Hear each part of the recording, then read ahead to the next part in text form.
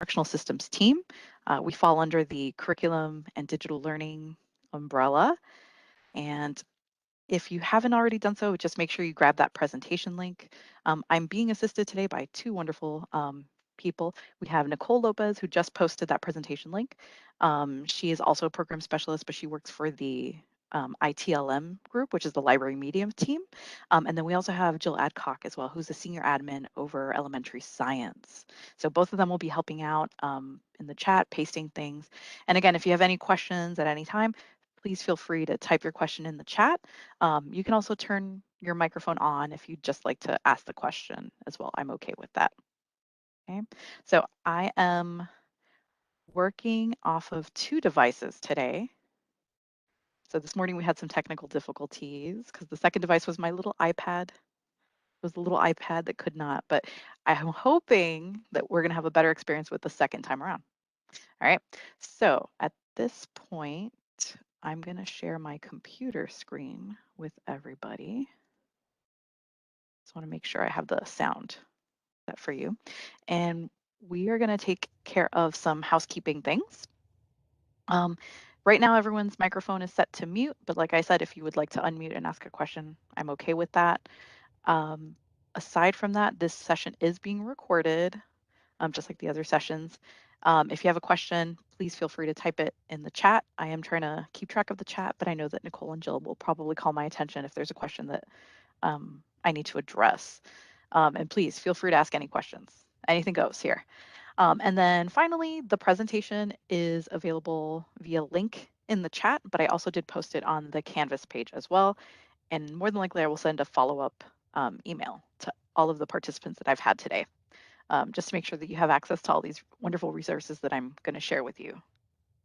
Okay. So just a little bit about myself. I mentioned earlier, my name's Annette. I work for the instructional systems team. I'm relatively new. I started back in October of last year. Prior to that, I was a literacy coach at a middle school at Roberto Clemente, hence the little jaguar in my collage here. And currently, in this role, I am doing most of my work with the K1 implementation of iPads. So a big piece of that is that I support Dan Koch, who is our Apple learning specialist. He works for Apple, whereas I work directly for OCPS.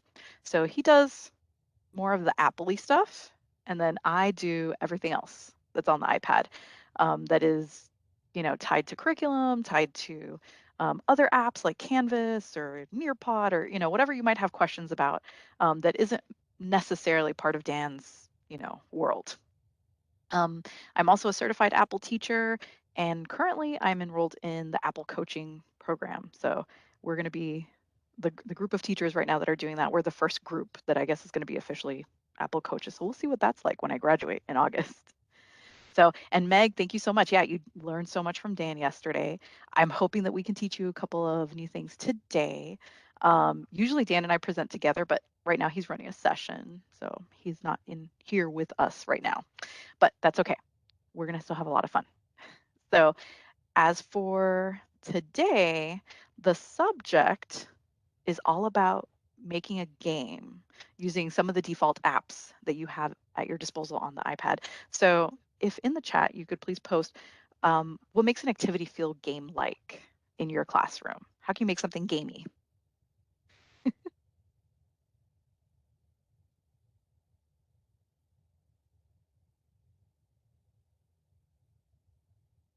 All right, so taking turns, competition, okay, scoring, buzzers. All right, Meg is saying that they love to tap things. So maybe not even just a buzzer necessarily, but just something physical that they have to do. Okay. So pictures and sounds, a theme, competition, music. All right. Well, I'm going to showcase a few different apps today. Hopefully we'll have time for all of them. Definitely we will have time for the first one, which is Keynote. And honestly, this is my favorite app. You can do so much with it. The collage that I showed you in that first slide, I made it on Keynote. It basically, if you've ever used PowerPoint or Google Slides, that's Apple's version of Keynote. The only difference is that they have this amazing ability to embed media, which is what kind of makes it one step above, which is really cool. Some of the other default apps that we're going to take a peek at is going to be screen recording, which if you attended Dan's session yesterday, you may have seen a little bit of that. I'm going to show you how I would use it in a literacy lesson. I'm also going to show you how to do a screenshot and how to convert that into a PDF and how you could apply that to literacy lessons. And then finally, I'm going to showcase the Clips app. Now, hopefully we'll have time for all of it. I did time myself yesterday and we should, but this is assuming I have no technical difficulties because I am going to connect with my little iPad here. So I'm running off of 2 devices. So we'll see. But I do have a backup plan. All right, so we have someone that says, my students were unable to access Keynote last year. It said that they needed a login. Okay, so just so that you're aware, and there is a guide that maybe Nicole could paste in there for you. If your device or your student's device ever asks you to log in or log in with a Apple ID, it needs to be reset. That means that your iPad was never reset in the summer when they were, doing all those updates and all that. So what ends up happening is you just essentially need to wipe the device and reset it fresh. I would, let's see, did Nicole paste it? Yes, she did. So Nicole pasted a troubleshooting guide. I made that guide for TSRs and for teachers. It shows you step by step how to do it on your own. If you don't want to try doing it on your own, you can put in a ticket for that student device or for that teacher device, and the TSR will do it for you. But really, it's not anything out of this world. It's just you go to settings and press reset. It does take a while, honestly, because I have reset my device recently so that it would get the new updates. It might take a couple of hours to pull all those apps back and then to put the folders and all that. So if you need it right away, I wouldn't touch it right now, but maybe, in the evening and just let it run. And it should be good to go by the morning. Okay. And Laura, you did it yesterday. Yes, I think, did I email you about doing it? Someone emailed me. So I gave you the instructions and I hope it worked. So, and it did. All right. So we're going to continue. All right. Now, initially, when I was planning this presentation, Language Arts was fabulous. They helped me identify some target benchmarks for your new standards that you're going to be using this year. So I have standards for first grade and I have standards for kindergarten here, depending which subject area you're in. And I decided, how would I approach this if I was in your shoes, if I was a teacher in the classroom? And I started thinking, I'm like, you know what? I would probably make an activity or a game or something that the kids would use as part of their independent learning time, as part of like a center. So that's where the idea for this particular activity is coming from. Most of my activity is on Keynote. Like I said before, it's my favorite app. And hopefully you'll see why I love it so much. It's like, I feel like you could use it for everything. But a lot of these standards focus on retelling of the story, vocabulary, and a little bit of writing. And I believe I tried to include all of that in this activity to my best. We'll see. All right. So we're going to find out. So I'm going to show you my sample activity first. And just to kind of save us some time, because I like to talk a lot, sorry, I decided to record myself talking about my game so that I could, stick to 2 minutes of talking, and that's it. And after we're done watching our game, I'm going to point out a couple of features of how I did it, but it'll be a quick version. If you would like a detailed guide on how to do things on Keynote, so if you saw me linking something or doing a drawing activity on Keynote and you want to know how I did it, if you look at my presentation right now, I'm kind of there it is. I'm highlighting right here. It says slides 16 to 32. It's a how-to guide on how to do almost anything you can think of on Keynote. And I have a video for that as well. So, but that is a very, very detailed guide. We're not going to go over that today because I don't want to torture you, but we will look at the video. So let's take a peek at that. And I'm going to mute my microphone.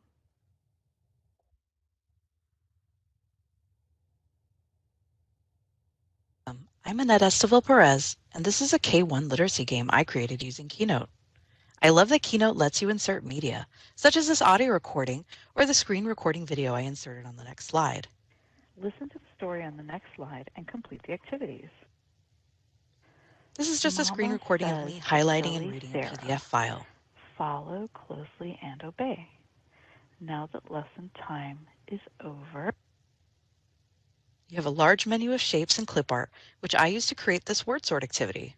I locked everything into place except for the green words.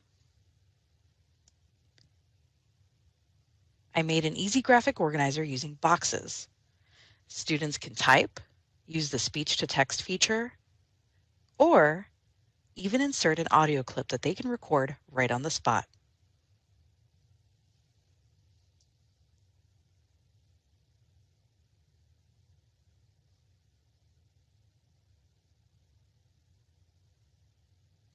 I made multiple choice questions that you'll need to see in presentation mode.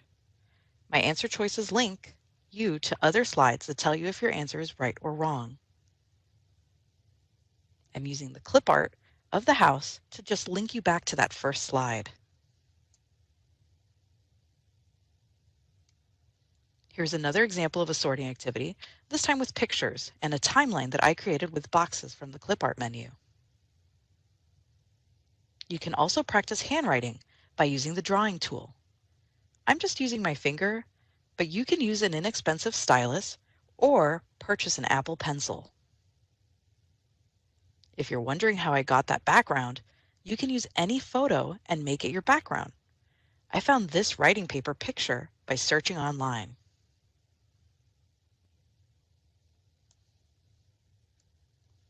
You can even have students go on a scavenger hunt by taking pictures around the room. They can insert photos saved on the device, or like me, just take pictures on the spot and insert on the page. Don't forget to search for the Apple Resource course in the OCPS PD catalog and join to get more iPad tips.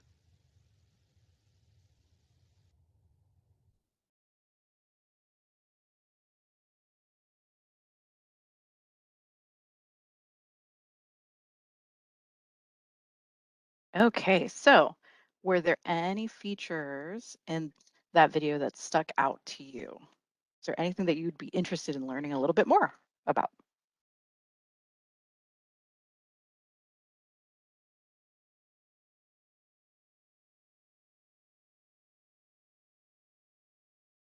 All right, Lisette, you're saying inserting the video of the story. So if you're talking about the one in the beginning, like the little fluency piece that I had, okay. Rebecca says she wants to learn all of it. Okay, sequencing activities, awesome.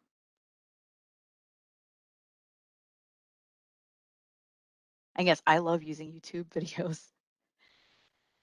I like making YouTube videos as a backup, which I had to use this morning. So if my activity doesn't work, I already have a recording of myself doing it.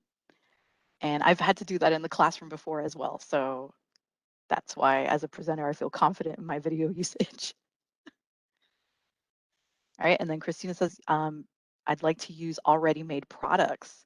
Well, I might have something for you, a little surprise that you can download, a few surprises that you can download. Ah, okay. Kelly, Carmen Kelly, you want to learn how to get that writing paper for your background. Okay, I can show you all that, guys. And is there a way to get this to my students' iPads from my own iPad and to see their responses in a quick way? I have that for you as well. In fact, that happens to be my next slide. So let me share. Here we go. Lisette says Sharo. Yes, the Sharo is one of them. So if you've ever attended one of Dan's training, he always talks about the Sharo, and I love that name. I think it's hilarious.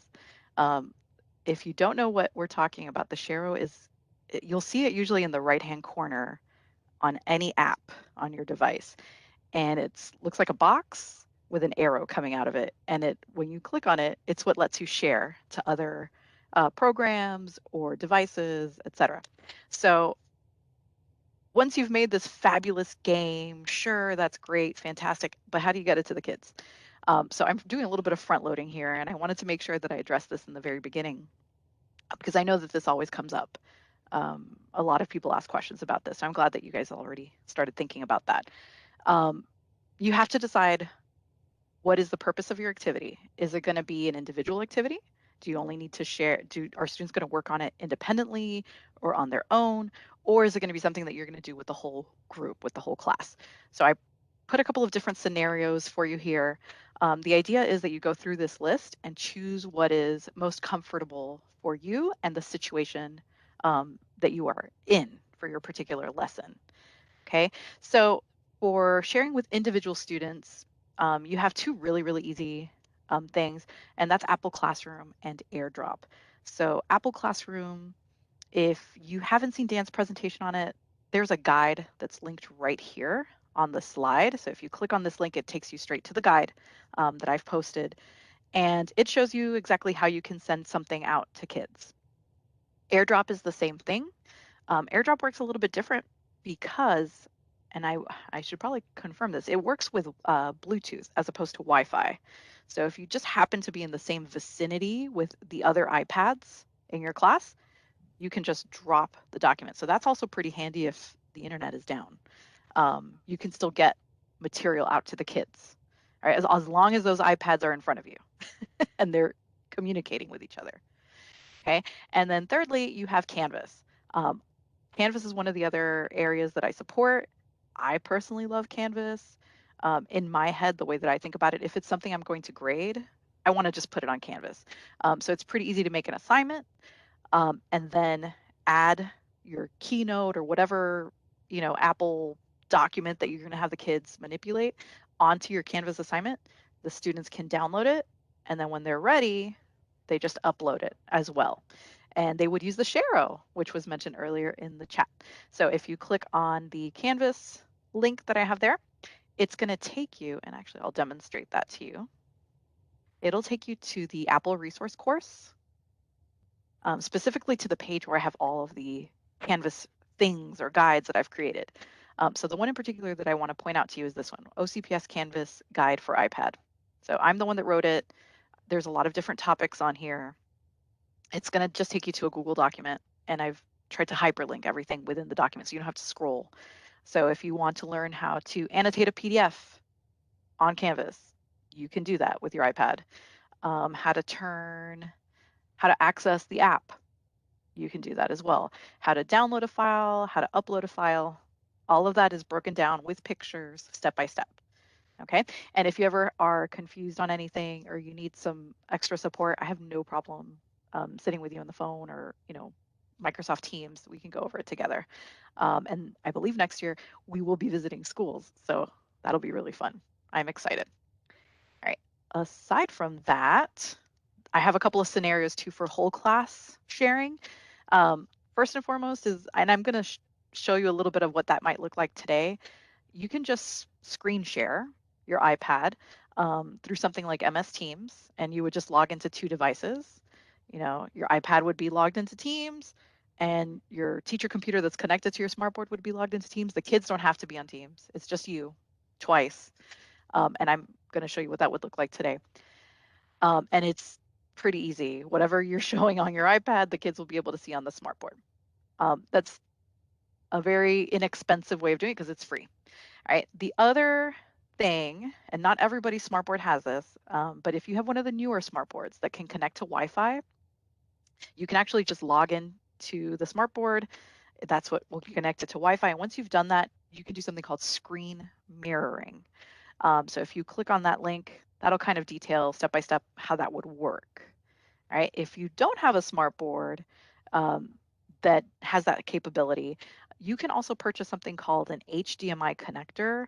And I'm not recommending a specific one. When you click on that link, it just takes you to a Google search results page just so you can see a picture of what one looks like. But it's like a little device. It's honestly not much bigger than this pen. It's very small. And it lets you connect your iPad to the back of the smartboard. So it has like it's like an adapter that lets it connect to an HDMI cable. And that's it. It's like connecting a VHS, a DVD player to your smartboard, but instead of a DVD player, it would be your your iPad. That's a VHS. That's a really old example. That dates me. All right. And Dan let me know about this one the other day. It's it's a website called Let's View. I personally haven't tested it out. If you have admin rights on your computer in your classroom, where you're allowed to download things, with your password or whatever, you should be able to download this app on your device. Um, Dan says that he's seen it work really well in other classrooms. Again, if you don't have admin rights, you won't be able to download it, but you could ask very nicely your TSR to see if they will do it for you. And just all they have to do is approve it. But it does the same thing as the screen mirroring. It just does it with an app. Okay. And that's a freebie as well. You just have to be able to download the app onto your computer, not onto your iPad. It goes onto your computer. Okay. And Don is saying that you can get one of those. I'm going to assume the little HDMI converter from your tech at school. So I'm not sure if every school has them, but if your school does, I would ask around. It has to be specifically for the iPad though, because I think most techs do have extra HDMI cables, but you need a cable that is HDMI on one end and it looks like the charger for your iPad on the other end. So it's a very specific type of adapter. And then Lisette's asking for the HDMI. Where do you hook that on the iPad? Is it an adapter? Actually, let me see if I have mine with me. I'll show you what it looks like. There we go. It's very, very tiny and very easy to lose. So do you guys see it?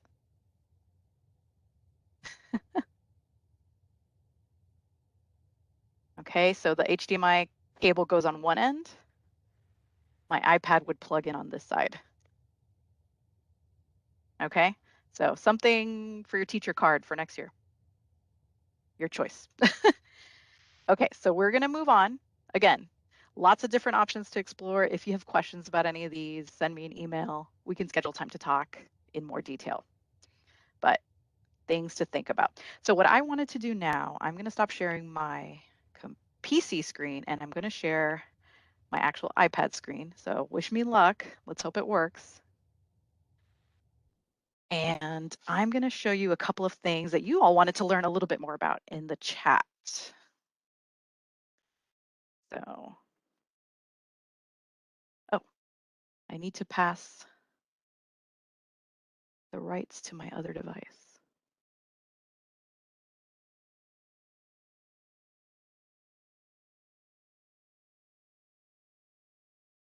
Oh, hey, Dan. Dan, do you want to hop on and say hi while I get ready? Hi, everybody. Good. Yep, it is still morning. Good morning, everybody. Here we go. I'm going to make myself my other device presenter. So Dan, how was your first training this morning? It was wonderful. You know, if we have technology hiccups, let's actually say if we have technology hurdles, we just jump right over them, is what I'll say. And I see some Okay, friends that are in here sharing. that joined me this morning, but it went very well. We had lots of work time. It was meaningful and it was great. Awesome. So yes, if you have not yet met Dan, everyone, this is Dan Koch. He is Dan the man. Thanks. Someone referred to you already as Dan the man, so that's why we're saying that. I'll take it. I call them Dan fans. All right, Megan is saying Danette. Oh no, they're trying to ship us together with the dream team. Oddly enough, my dad really wanted to name me Danielle when I was when I was born, but my mother refused because he's Daniel. So Danette could have Fun been another fact. possibility. Fun fact. And fun fact Ash, about me, my wife's name is Danielle, and our daughter's name is also Dan. No, I'm just kidding. We wouldn't do that to her. So her name's Kira. is your wife's name really Danielle? Because that's No, awesome. it is. Yeah. Yep. Her name is Danielle. Yes. Dan and Danielle. Yeah. That's very precious. All right, so we are going to keep going. So a lot of the things that you mentioned involved inserting media. So I am going to show you what that looks like on a brand new presentation. And by the way, this is what it would look like to be logged into 2 devices. So my webcam right now is attached to my PC. Exciting. And you guys are just seeing my little iPad, which is also logged into WebEx as well. Okay, so it looks like it's not frozen yet, so we're good. All right, so I'm going to make a brand new presentation. I'm just going to click on the plus sign at the top. If you've never used Keynote before, you can choose a theme, just like PowerPoint, just like Google Slides. There's a bunch of templates. These templates are all very cool. I almost always choose a basic white template, very unfussy, because that's me. And I kind of front load and add several slides at the beginning, just so that I don't have to keep doing this later and slow us down. Okay, so one thing that a lot of you mentioned that you really liked was the ability to add media. So you saw a voice recording, you saw an example of pictures that I was adding in, and I believe the keyboard text to speech. So I'm going to show you what all those things look like. Most of them can be found in this plus menu that's at the top. And from here, you have a list of options. So photo or video, that's just to insert something that you already have saved in your files. That's boring. You can do that from any program.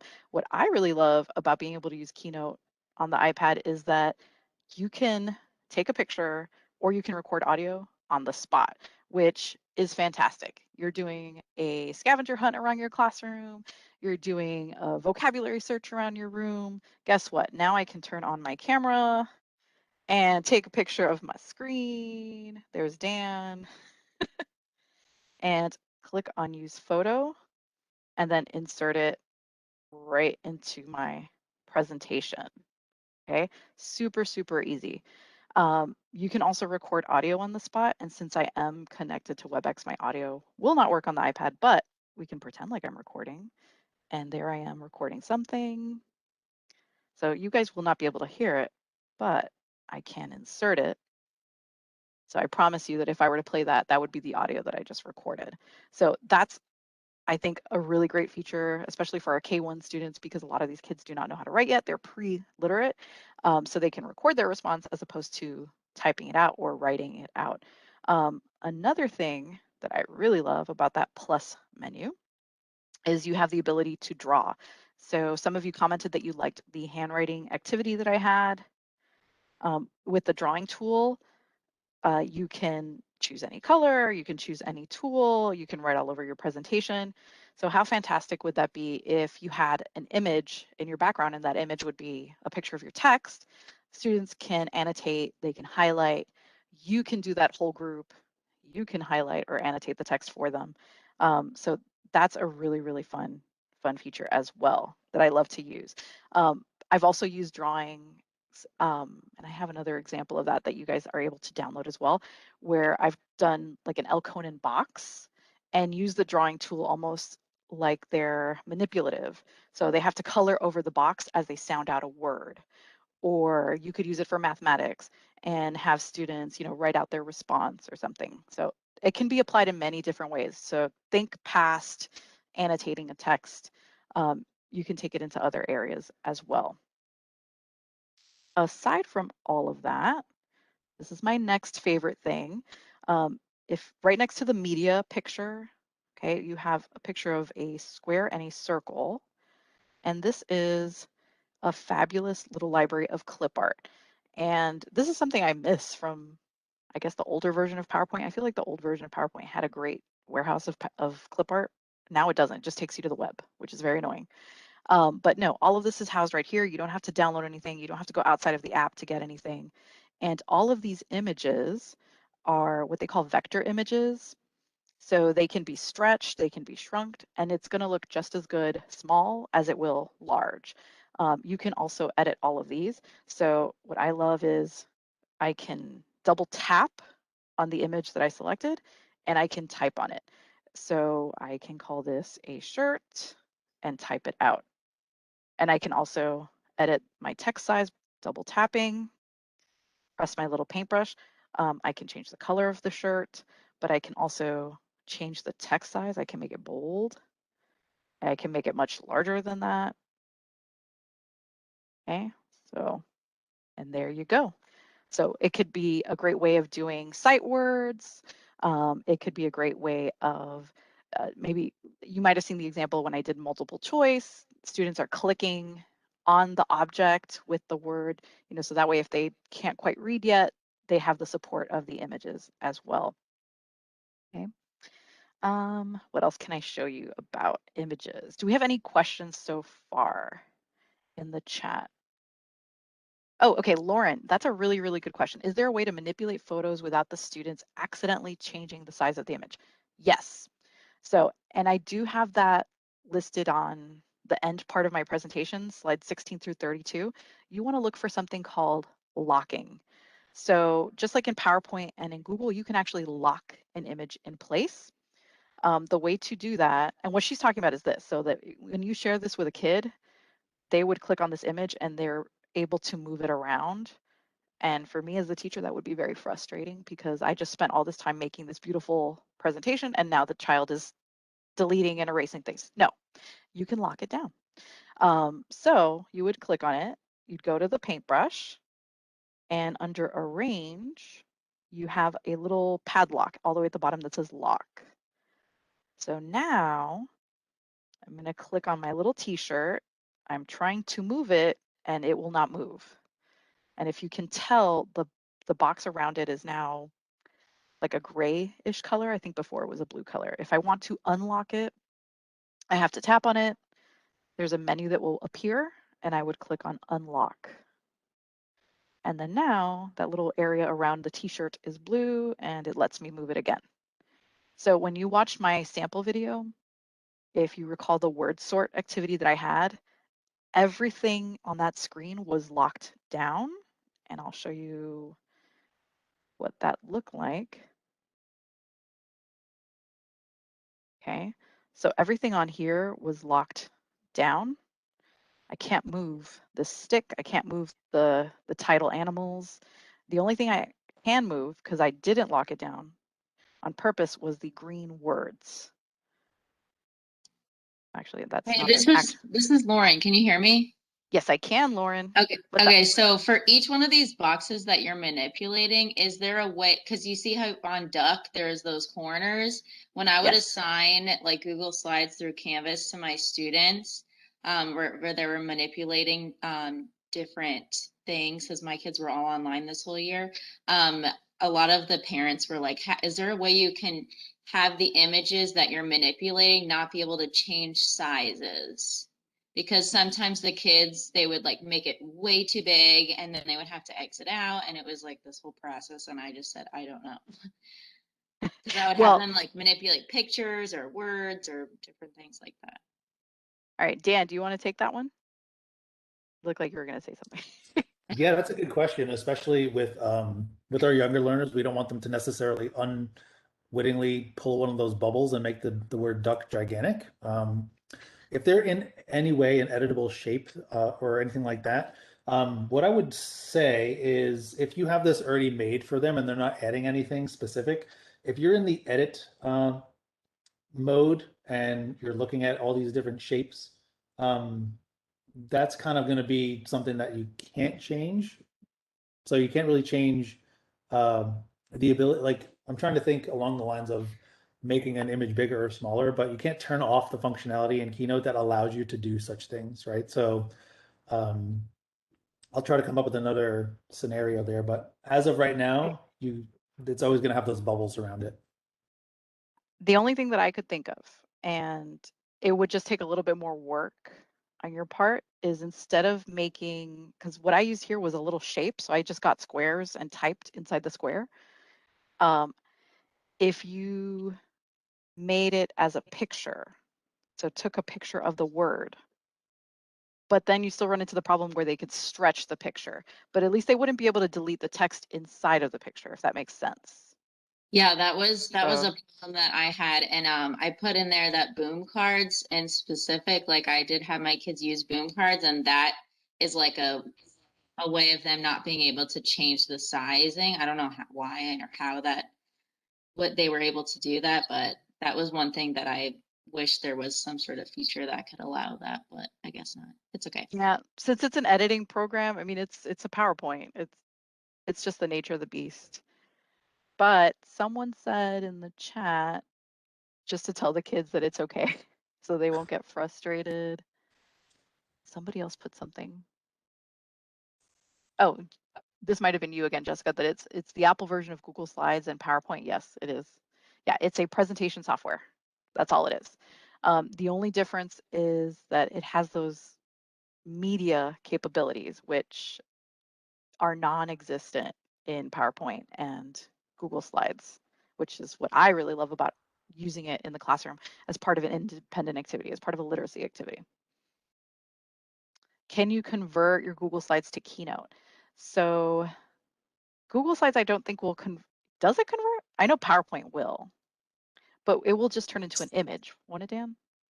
So if you're working in Google Slides and you do the file, I think it's either download as, and you download them as PowerPoints, Keynote can handle those files, right? So that they'll open natively in Keynote. So it'll work just fine. So you got to convert your Google Slides to PowerPoint. Yeah, you just go to file, Okay. download as, I believe it's called on the web, and then you can choose a couple different file types. Oh. PowerPoint is one of them, and you can just open those up, and Keynote works with both of them.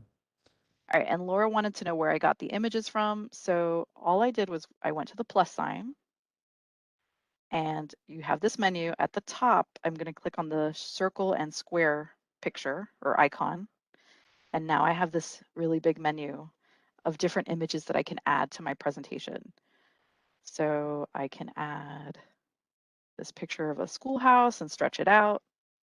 I can click on it and then hit the paintbrush and change the color. So maybe I want a red schoolhouse, and you can also type on it. So if I hit text at the top, so I change color under style, text. If I had typed on it, I could have turned it into bold text, centered it, etc. And if I wanted to lock it, it's also from the same menu. I would just click on arrange. And then at the bottom of that list, I have the lock. So if I click lock, I can't move my shape. So everything was done from that paintbrush menu. Okay. There we go. So a lot of the content that I got for this presentation, believe it or not, I actually pulled it from your CRM 1.1 for both kindergarten and for first grade. I looked at your culminating task, and you can see some of the images that I stole. I cut and paste text very easily into my Keynote. It wasn't that big of an issue for me. But other things, like if I wanted to make a graphic organizer, I just made it directly in my presentation using the shapes. I really enjoyed using the shapes. So the graphic organizer that I showed you earlier, it's just 3 boxes, and I stretched the boxes out and I made them the color white in the middle or transparent. You have to play with it. So the other thing that somebody mentioned earlier was audio. How did I add audio? I showed you how I included an audio clip earlier. I just went to the plus sign. I hit the little picture icon and I did record audio. But something you might have noticed in the video was that I did speech to text. So when you tap on any of these shapes, it lets you type in it. So you get your keyboard automatically. But at the bottom of the keyboard, you have a button that looks like a microphone, and it's right next to the space bar. And when I press it, I can record my voice in here. Like right now, it's recording my voice. There I go. Okay. And usually punctuation is not the best, so you have to probably remind the kids to put a period at the end or an exclamation mark. Okay. But yeah, it's fantastic for kids that are still having difficulty typing. I had personal experience with this feature with my own son. He's a 3rd grader who doesn't like to type, and he was doing virtual school all year. So he would talk to his cell phone, not even his phone. He found an old phone in the house and did speech to text on his phone so that it would go to his Google Documents on the computer. but that was his workaround all year. So he would avoid typing. All right, and we have one more question, and I'm going to try to move on to show you one more app because it is 11:50. All right, when the kids are looking at Keynote that I sent to them, are they getting a copy or the live version? Okay, so if you put it on Canvas, they're going to download it and get it as their own copy. If you're airdropping it, Dan, I believe it's also their own copy, if I'm correct. It should just make their own. Yeah, Diane is saying yes. So that's a good question. Okay. It'll be a copy. Awesome. All right, so we are going to move on.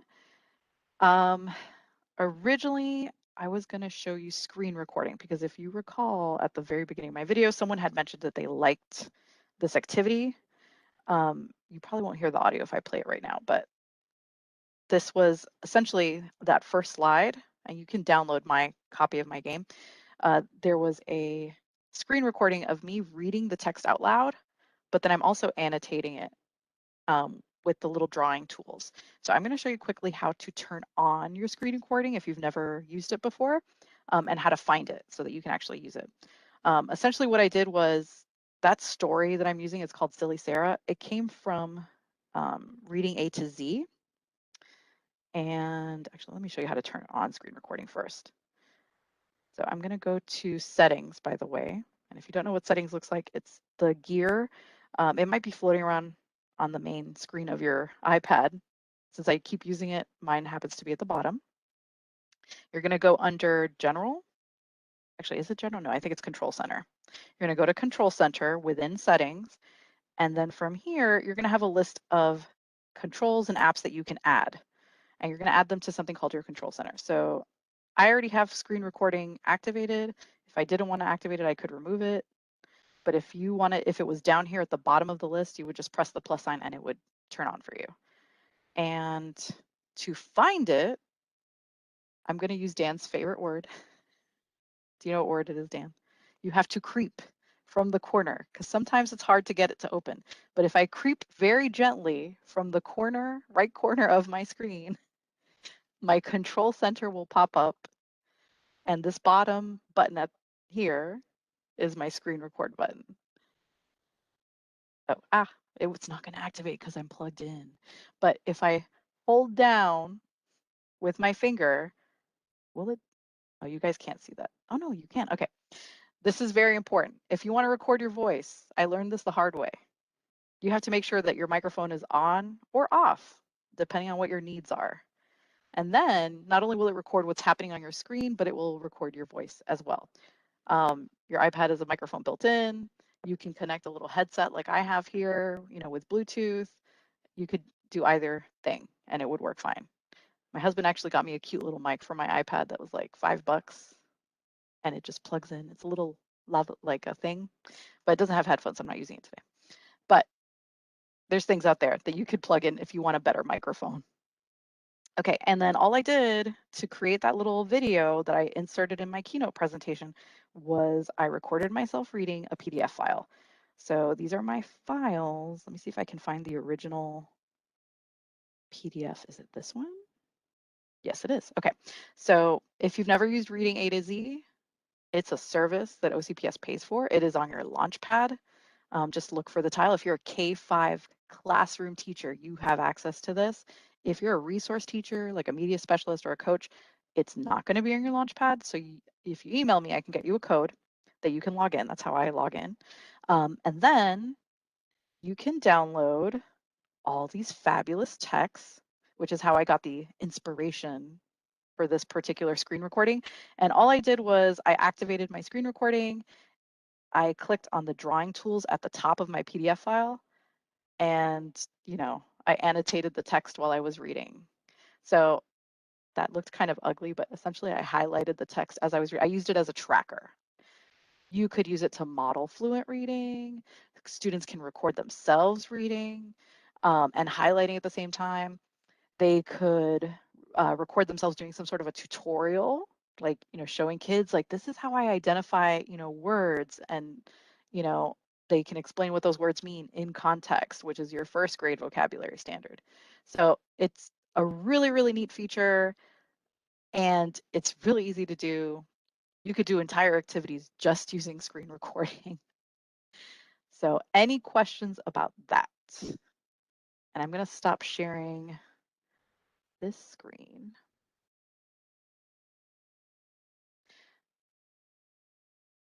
And I'm going to show you a couple of things left on my Google slide, some resources.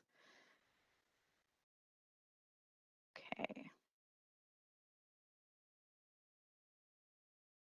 But again, if you have any questions, just please put them in the chat.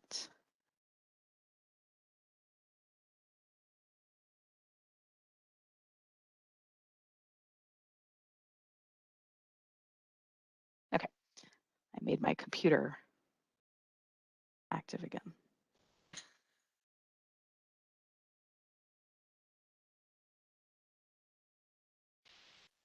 All right, so a lot of people liked what they saw, I think. Okay, so yes, Brittany, if you can email me, I will send you that code for the media specialist. And if Nicole happens to have it handy, she might know it. But if not, I will get it for you. Okay. But it's a code if you're, a non-classroom teacher, I have a code for you to log in. But everybody else, if you're instructional and you have kids rostered to you on Skyward, you will have a button that says Reading A to Z on your launch pad. And it's only available for the teachers. It's not something for the kids.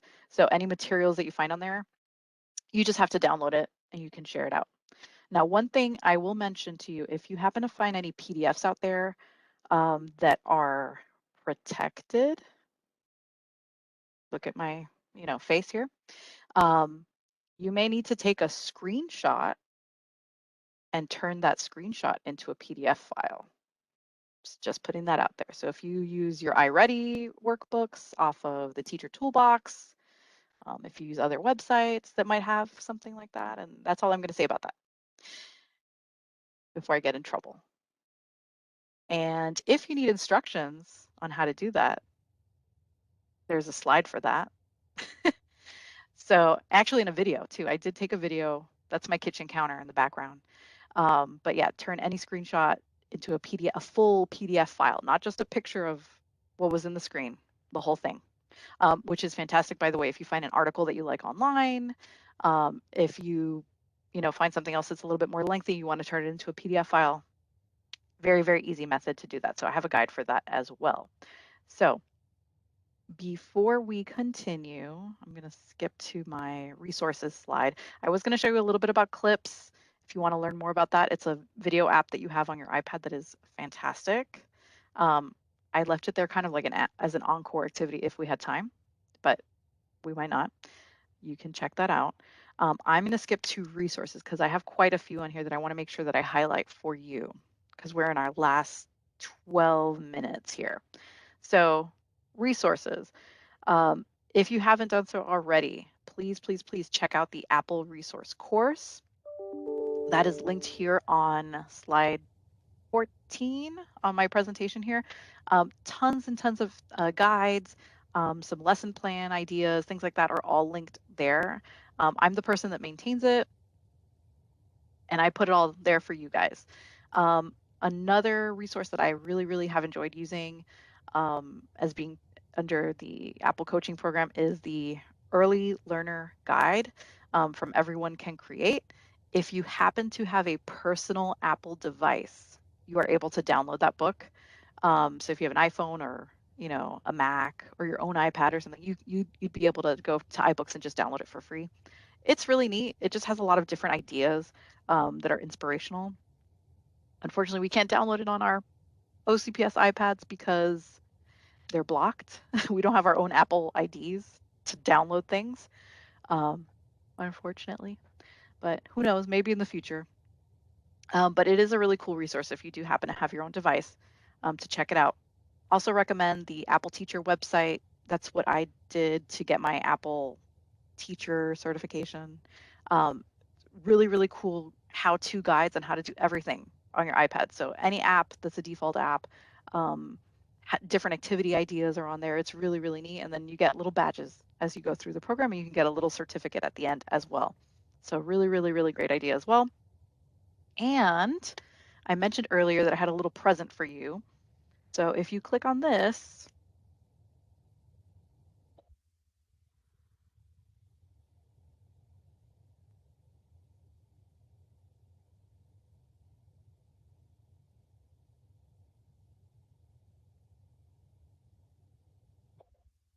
sorry about that. I'm recovering from a cold.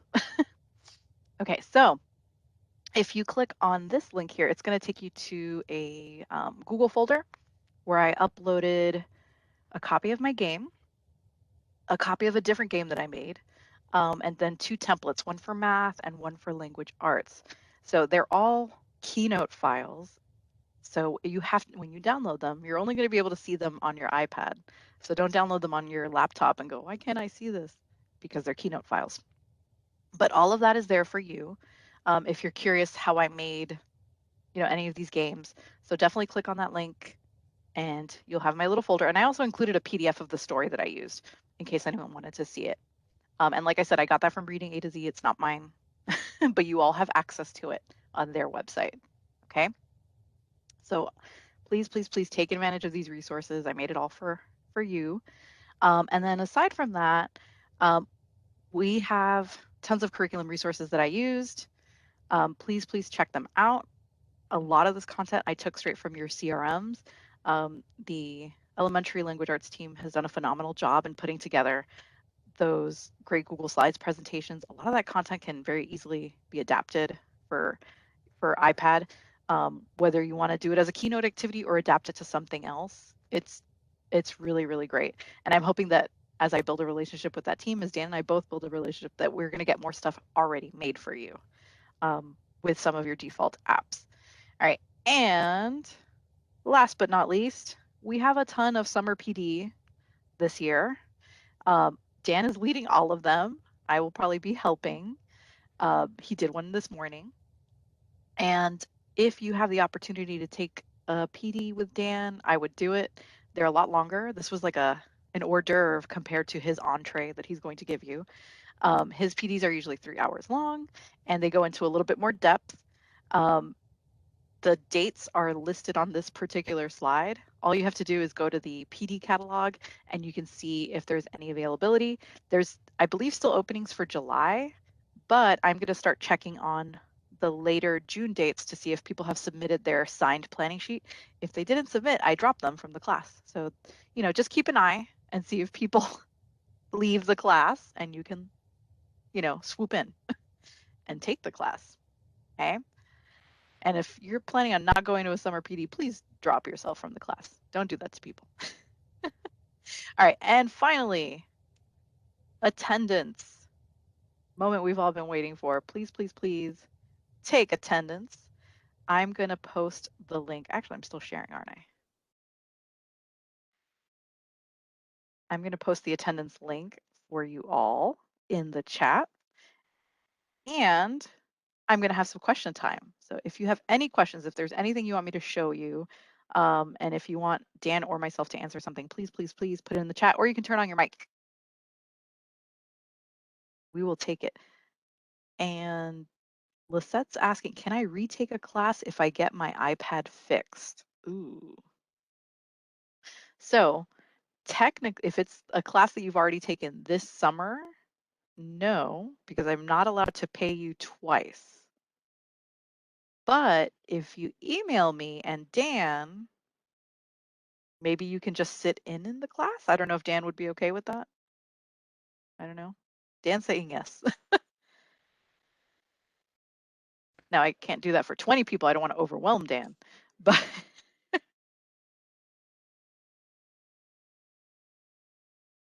let's So see. All right. Dawn, I'll answer your question directly too. So yes, these summer PD courses, they're a little bit longer just in terms of like the actual workshoppiness of them, but throughout the year, I can actually do one-to-one meetings with your PLCs. I can meet with you one-to-one if you'd like, and we can go over any of this stuff. We can brainstorm together, we can lesson plan together, whatever you'd like to do. Please feel free to email me, set up a time for that. I know that there's a way to directly book me on the Apple Resources course as well. So if you just click on that portion of the course, you'll be able to find where you can just look into my calendar and book me directly. So I'd love to help you out with anything you need.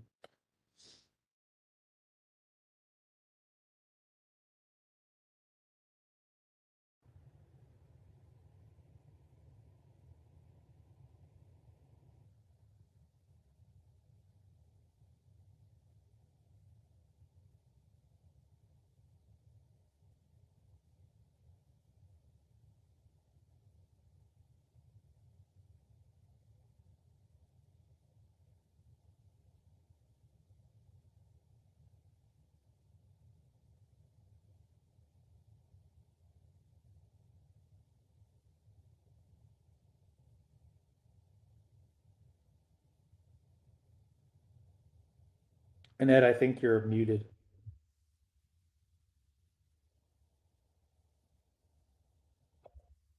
No, what I said was so enlightening, by the way. So I was saying that there is a link on my presentation right here where it says schedule of PD, CDL ongoing support page. When you go there, it takes you to this web page, and it's just where we post all of our PD during the school year. Dan has his own little designated spot. Like last year, he was doing a little. Did we put the name of what we were calling it on here? What is it? Apple iPad Cafe, Apple Lounge. We had a name. We were doing it Wednesday mornings and Wednesday afternoons. Uh, it could be different next year. We got to decide that. But everything he does every week, he posts on there if it's open to the whole district. But this is a great place to check out. When I was a teacher or a coach before, I didn't know that this page existed. So please bookmark this page. It's very good.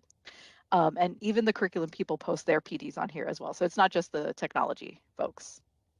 All right, aside from that, Dan mentioned the Apple Resource course. So if you click on here, I think it's a great page. All sorts of Apple stuff are on there. I update the thing. If you click on help, someone will help you. You can contact Dan. You can contact me. I even have a guide on how to put in a tech request. So if it's something a little bit more techy and you just need to fix your physical iPad, we have directions on how you can troubleshoot that as well. Okay. Any other questions popping up in the chat, or if anyone wants to turn on their mic? We got 2 minutes left. Don't forget to take attendance, by the way. And Karen, thank you so much. I'm glad you enjoyed the session.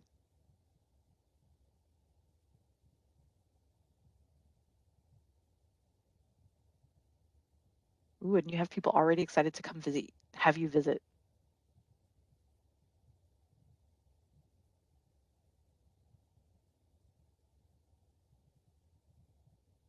Hello, this is Rebecca Hensley, and I am also a beginner with iPad.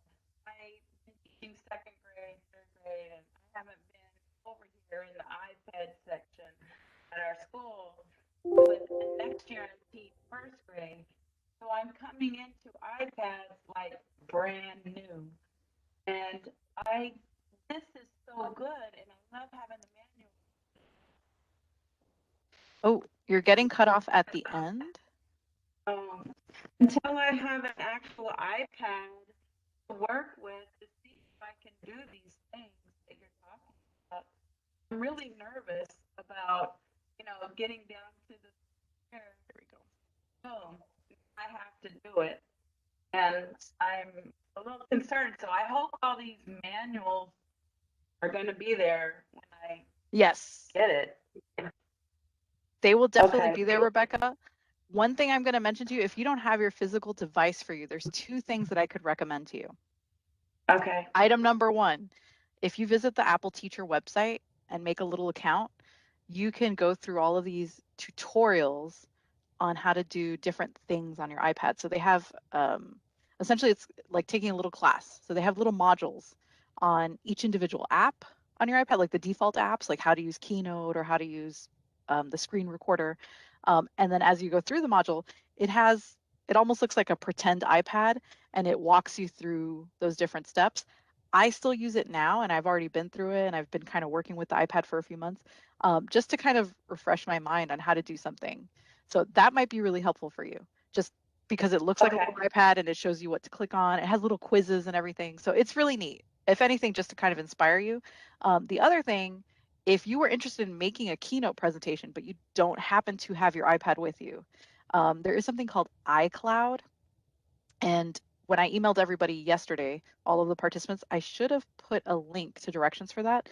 If not, they are on the Apple resource course and I can point you in the right direction. But iCloud is kind of like Google Drive. It's a web-based version of some of the apps on your iPad. Really, the only two that are on there are Pages and Keynote, which work very similar to each other. Pages is like a Word document, whereas Keynote is like a PowerPoint.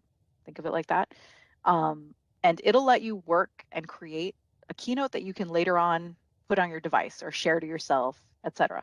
The only difference is that it's not going to look as fancy as the one that's on your iPad. It's not going to have those audio capabilities where you can record yourself and just put it in. It's a very simple version, but if you just need to kind of plan something out, that's a really, really good alternative. I use it a lot just because I like being able to use my keyboard, and I don't have a Bluetooth keyboard that I can connect to my iPad. I like typing on my big screen and with my keyboard. So, Yeah. Okay. Well, but those are two options.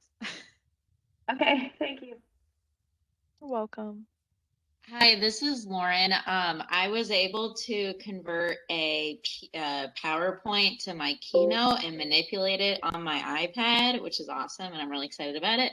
But I like airdropped it to my phone and it made a copy, which is also really cool. So I was able to figure out how to get it somewhere else.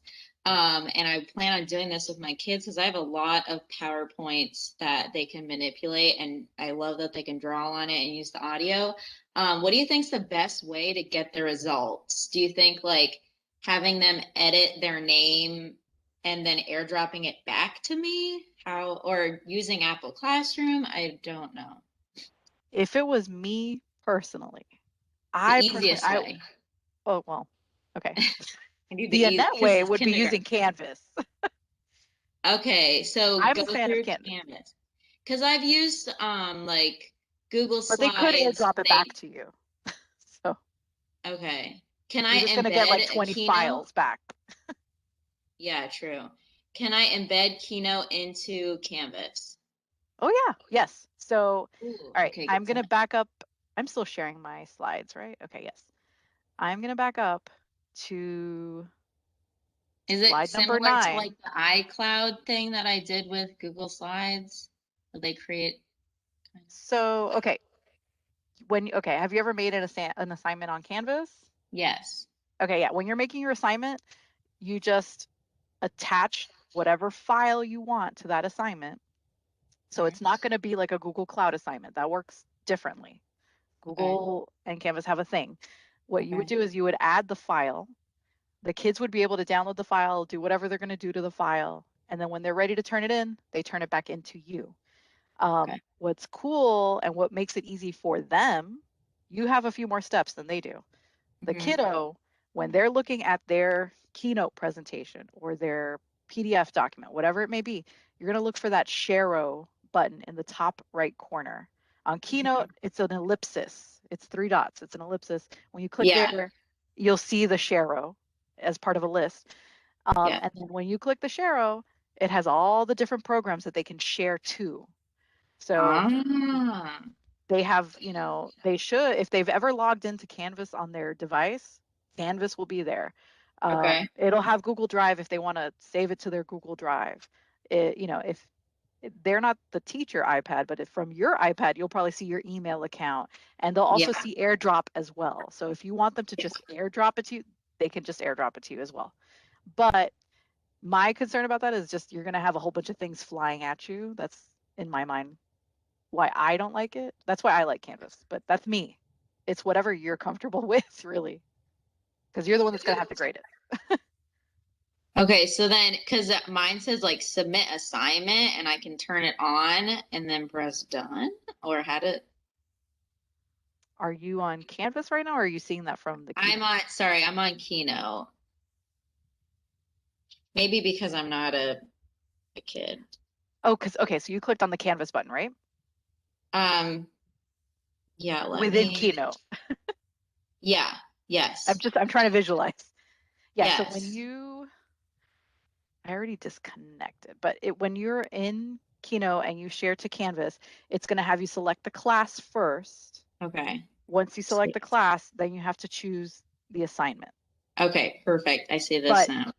yes, so if you because you're looking at it from your account, Yeah. if you don't happen to be a student in any classes, this is not going to work for you. But like, like when I turn on my thing, I do have a few classes where I'm a student, like Uh-huh. what were we in last year? DPLC, and now I'm in the SEL class. So those are classes I'm taking. So I happen to see those in my menu, so I can just click on the class, and then from there I have to choose the assignment. One caveat that I will mention if you're kindergarten or first grade, because again, these babies are not the best readers yet, come up with a naming convention for your assignments, something really easy that they will understand. So I usually recommend like numbers. So that way you could just tell them, okay, you're going to turn in assignment number 2, or maybe it'll be today's date. A teacher in the previous session, she said that she uses emojis. So Yeah. I'm kind of interested to see that if that actually shows up, but she said it worked. So that's another thing. It's like, okay, click on the butterfly. That's the one you're Yeah. looking for today, you know. Um, so just come up with a naming convention, because I could see that it would be a little confusing if you're the kid and you just see a list of assignments, and if you call them some big name, they're just gonna be, shutting down. Yeah. Okay, cool. I'm really excited about this. Thank you. I've Oh, definitely you're learned a welcome. lot, especially this past year teaching all online, and I had to self-learn or look on YouTube and whatnot, but this is really, really, really helpful. So thank you. Oh, you're welcome. And for those of you that still have questions about Canvas, if you click on my Canvas button here on how do I share, it's going to take you to the Canvas page on the Apple Resource Course.